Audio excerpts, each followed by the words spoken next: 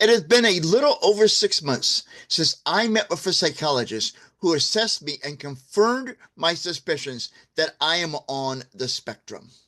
Today, I'm reflecting upon how this diagnosis has changed my life and what I want to accomplish as a multi certified life coach, a digital creator, and an advocate for autistic adults who is an autistic adult.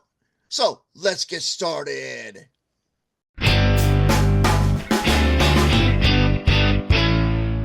Hey, Define Yourselfers, I am Chris Mitchell, aka The Confident Autistic, from theconfidentautistic.com. If this is your first time watching a video of mine, welcome. I appreciate you tuning in. I am an autistic adult, late diagnosed, a multi-certified life coach, and an advocate for autistic adults who's on a mission to empower you to embrace autism confidently. There are several ways you can help support my mission, including liking, sharing, and commenting on this video. But the best way that you can show your support is by subscribing to my channel. And when you do subscribe, do not forget to click on the bell to be notified when new videos are posted and when I go live for a weekly Q&A live stream. My life started to make more and more sense as an autistic adult as I progressed from suspecting I was autistic to self-identifying as an autistic adult, and even now after receiving a late diagnosis of autism. Now, my journey began when I first seriously suspected I may be autistic, and that occurred after or while my great nephew, who had already been diagnosed with autism, spent some time at our house. And I saw in him many of the traits I had at his age, throughout my childhood, and some traits in him that I still have today. And now that was when I started to look at my entire life to determine if I may be autistic.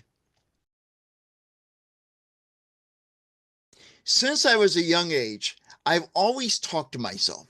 Now, I have been told that talking to yourself is weird. Talking to yourself is wrong. And there's something wrong with me because I talk to myself.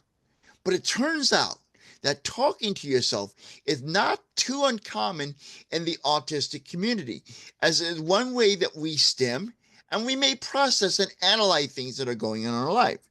Now, knowing this has helped me feel less ashamed or embarrassed about talking to myself.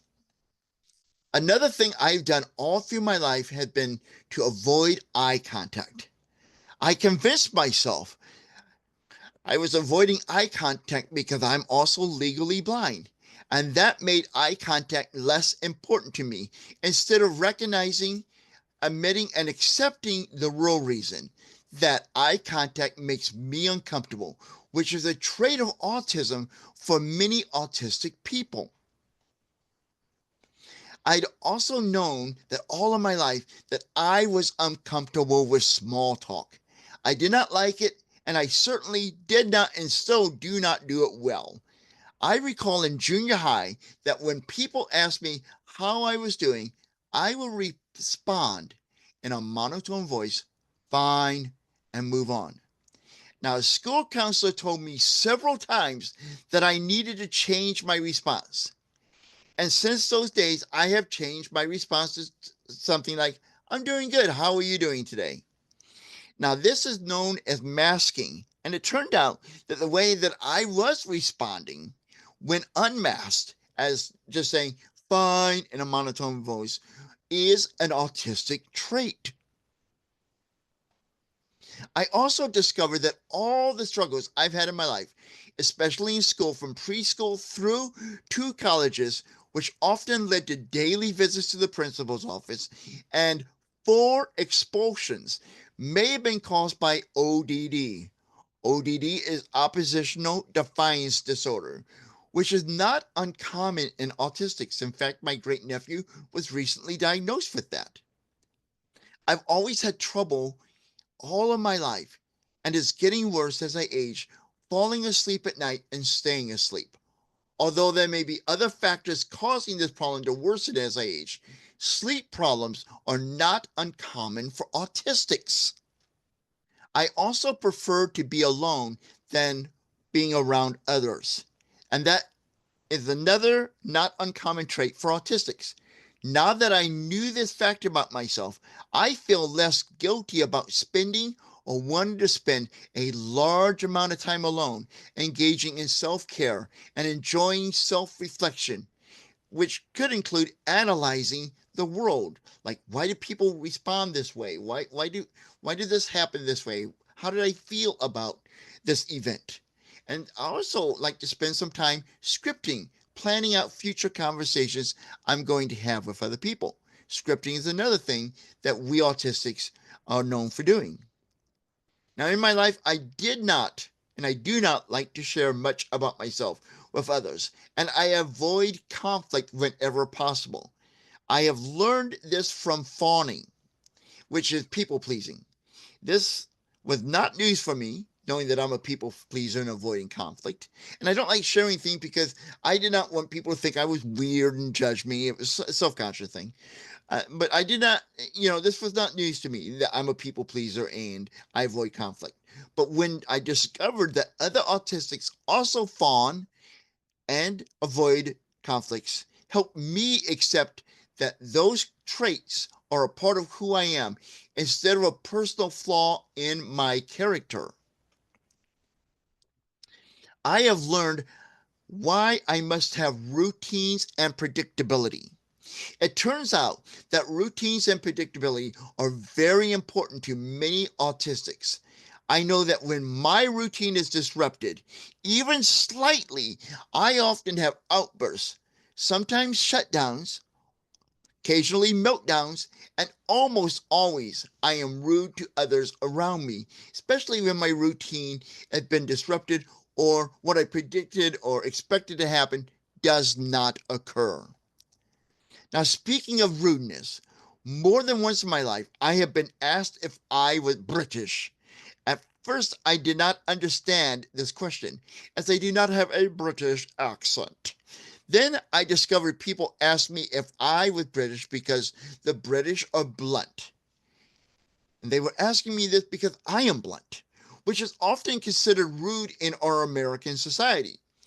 Now, some autistics are considered rude because of how we communicate with others and express ourselves and our feelings. And we often do this very bluntly, very much to the point.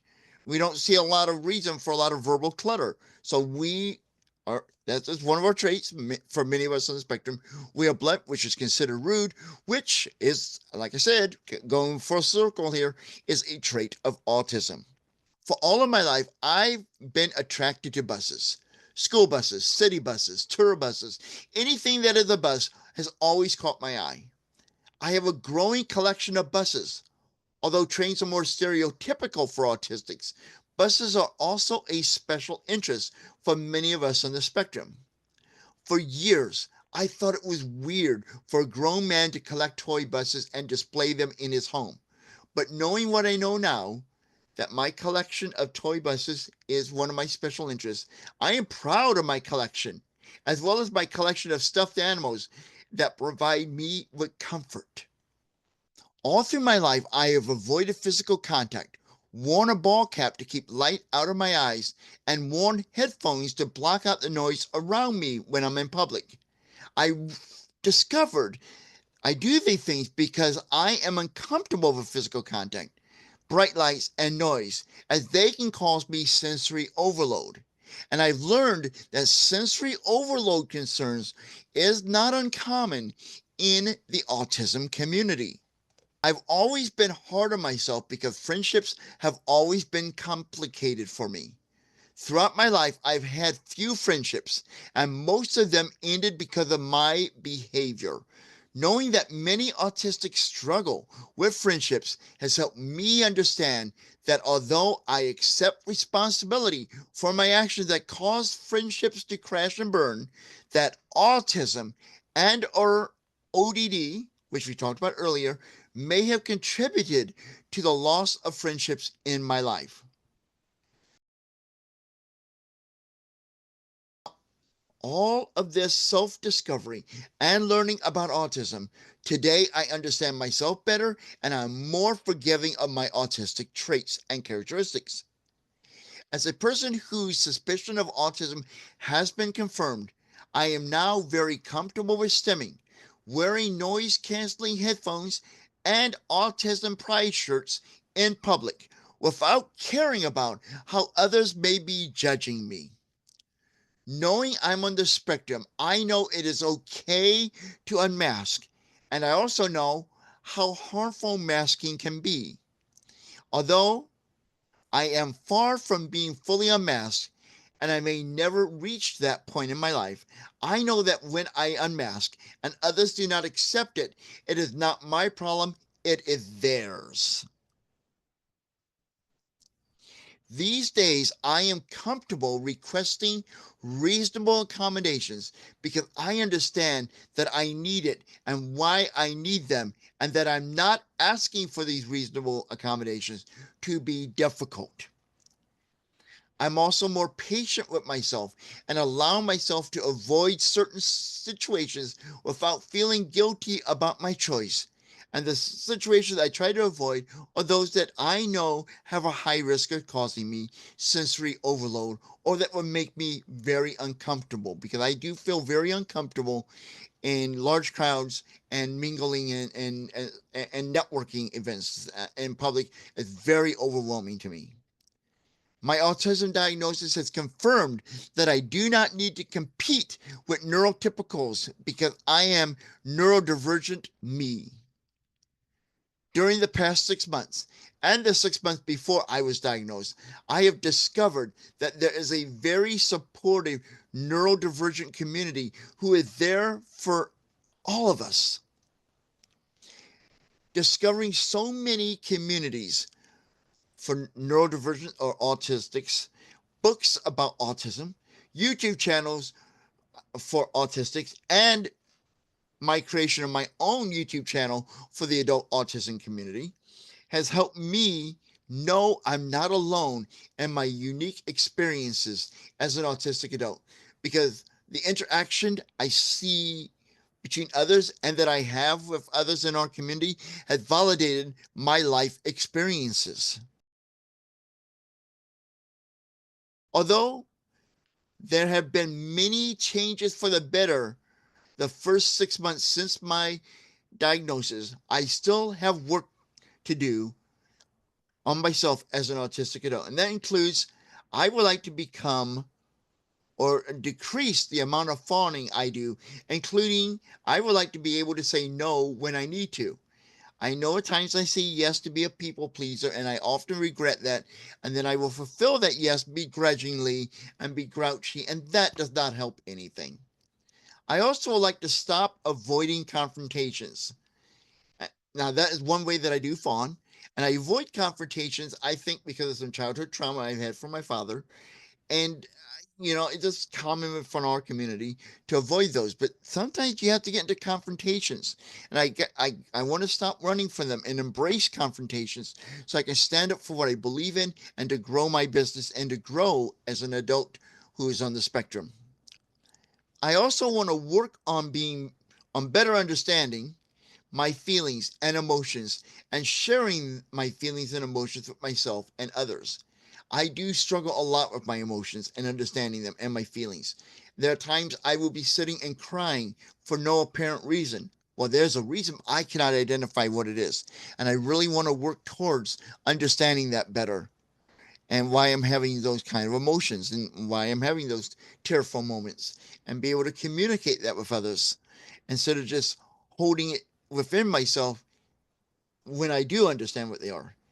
And I also want to have a better understanding of my boundaries and set them with others as well as myself. I do a pretty good job on this, but I would like to tweak this area a little bit more in my life. Overall, it has been an empowering experience for me this past year. Going forward, I want to help other autistic adults embrace their autism with confidence. I want to help them understand that autism is not something to be ashamed of. Instead, autism is something you should be proud of. I also want to advocate for autistic adults, and I want to help the world of autistics understand that autism is nothing to fear while helping build a world that is inclusive for all. The most important thing I've learned from this self-discovery is that autism has allowed me to see the world differently all of my life. I just did not know it. And now that I know this, that autism gives me a different perspective on life and on the world, I embrace it daily as my superpower. 3, 2, 1. Now it's your turn. Share your thoughts in this video. Love to hear your comments. Either share them in the comments on the video or join the conversation in our Facebook group, Autistic Adults Embracing Autism. A link to that group, as well as a link to a free gift from my website, is in the video description underneath the section that says resource links. Now, I may not be able to respond to every single comment that's posted, but I do read every single one of them. And your comments not only help me validate my experience as an autistic adult, but others who are reading the comments, watch this video, read the comments, you're helping them validate their experiences as well.